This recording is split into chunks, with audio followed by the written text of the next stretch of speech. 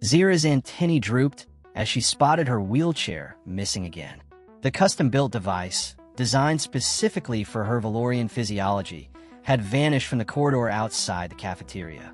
Again, for the 7th time this week, she stood in the hallway of Lincoln High, leaning heavily against the wall, her 4 lower limbs aching from the exhaustion of walking.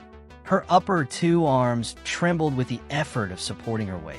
Around her, human students rushed past, their eyes deliberately avoiding hers. Nobody helped. Nobody ever did. It had been 6 months since the first Valorian students arrived on Earth through the cultural exchange program. Zira had been excited, hopeful. She'd dreamed of making friends, of learning about Earth culture, of proving that humans and Valorians could coexist peacefully.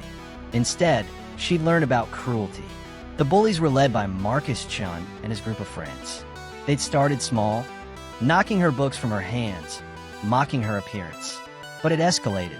When they discovered that stealing her wheelchair would force her to miss classes, they'd made it a game. Each day, they'd hide it somewhere new. Each day, Zira would crawl through the hallways, humiliated, trying to find it before class started. The school administration did little. Kids will be kids, they said. She's different. It's an adjustment period. Zira's parents had wanted to withdraw her from the program, but she'd insisted on staying. She refused to let them win. Still, as days turned into weeks, hope wore thin. This morning, she was ready to give up. Need a hand?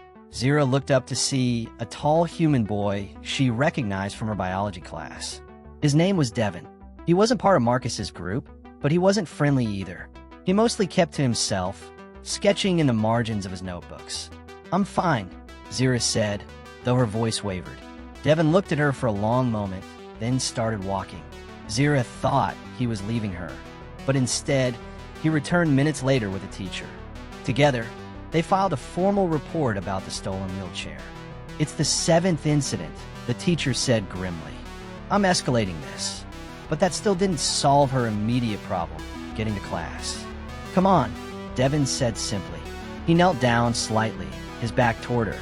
"I'll carry you." Zira hesitated. In Valorian culture, physical contact between strangers was deeply intimate. But she also recognized what Devin was offering. Not pity, but practical kindness. She carefully climbed onto his back, wrapping her upper arms around his shoulders while her lower limbs curled carefully against his sides. Devin carried her to class without complaint, his posture steady and strong. Other students stared.